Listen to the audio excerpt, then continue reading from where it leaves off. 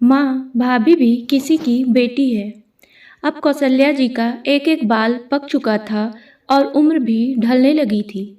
और ढलती भी क्यों ना, उन्होंने अब तीनों बेटियों के साथ साथ बेटे की भी शादी कर ली थी। बात उस दिन की है जब उनकी बहू मायके से आई ही थी और साथ में एक प्लाजो कुर्ती का सेट लाई, जो उनकी दुबली पतली बहू को ढीला था। साथ ही उनकी मझली बेटी का 7वां महीना लग गया था। कौशल्या जी चाहती थी कि उनकी बेटियां मायके में आ जाए, जिससे उसे डिलीवरी के समय कोई भी परेशानी ना हो। माँ की जिद को सराखों पर रखकर और भाभी के साथ कुछ वक्त बिताने के लिए रति अपने मायके आ गई। आज रति का 8वां महीना लग गया था। माँ अब समझ नहीं आता कैसे कपड़े पहनूं, इस बढ़ते पेट के साथ जो भी पहन लो सब छोटा लगता है। कौशल्या जी बोली, बहू वो तुम अपने मायके से जो प्लाजो कुर्ती लाई थी उसमें सिलाई लगा ली क्या? बहू ने धीमे स्वर में कहा, जी नहीं माँ जी। तो क्यों ना तुम वो सेट रति को दे दो, उस पर खूब जचेगा। बहू ने फिर धीमे स्वर में कहा, पर माँ जी, पर कुछ नहीं, ननद आई है तो दे दो।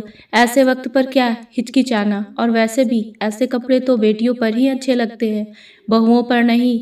कौशल्या जी के यह शब्द उनकी बहू को ऐसे चुभे कि उसका सीना छलनी छलनी हो गया और उसने अपने सभी सूट व ड्रेसेस अपनी ननद रति को दे दिए। समय बीतता गया और वो दिन आया जिस दिन रति को प्रसव पीड़ा शुरू हो गई और उसने एक सुंदर बच्ची को जन्म दिया।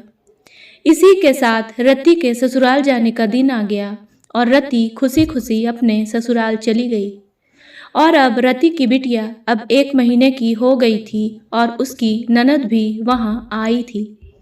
भाभी, यह प्लाजो कुर्ती तो बहुत सुंदर है, रति की ननद ने कहा। तो क्या हुआ रति, इसे अपनी ननद को दे दो, रति की सासू माँ ने कहा।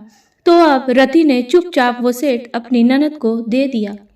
और आज रति को याद आया कि कैसे वो अपनी भाभी की खुशी मारकर वो सेट लाई थी और उसकी भाभी को कैसा लगा होगा।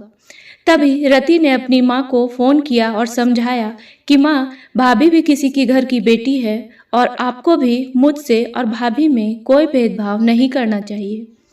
अब कौशल्या जी को यह बात इस तरह समझ आई कि वह अगले ही दिन अपनी बहू के लिए नई प्लाजो कुर्ती का सेट लाई।